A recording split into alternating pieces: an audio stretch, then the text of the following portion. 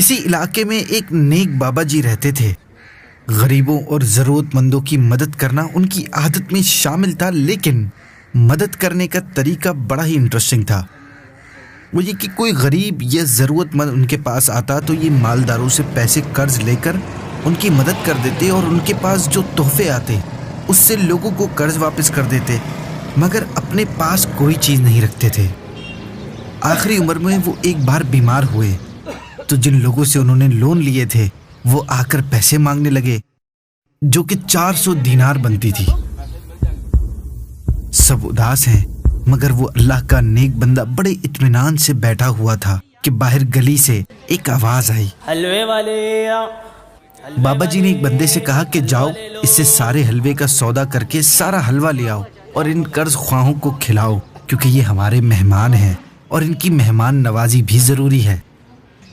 سب کو حلوہ کھلا دیا گیا تو حلوہ بیچنے والے بچے نے حلوے کا آدھا دینار مانگا۔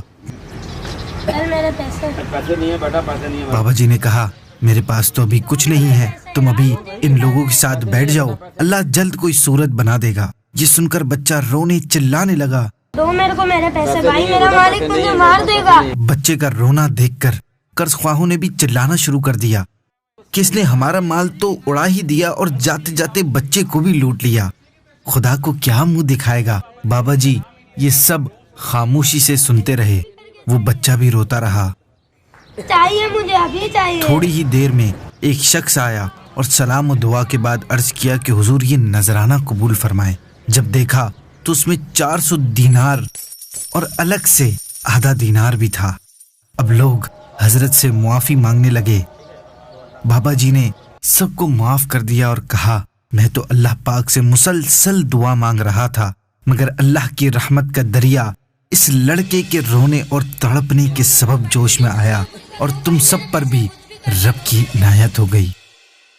اگر آپ بھی کسی کام کے ہو جانے کی خواہش رکھتے ہیں تو اپنے رب سے فریاد میں سچی تڑپ پیدا کریں، کیونکہ رب ہی فرماتا ہے ادعوا ربکم تضرعا وخفیہ، اپنے رب سے دعا کرو گڑ گڑاتے اور آہستہ، پھر دیکھیں کتنے جلدی آپ کے کام پورے ہوتے ہیں۔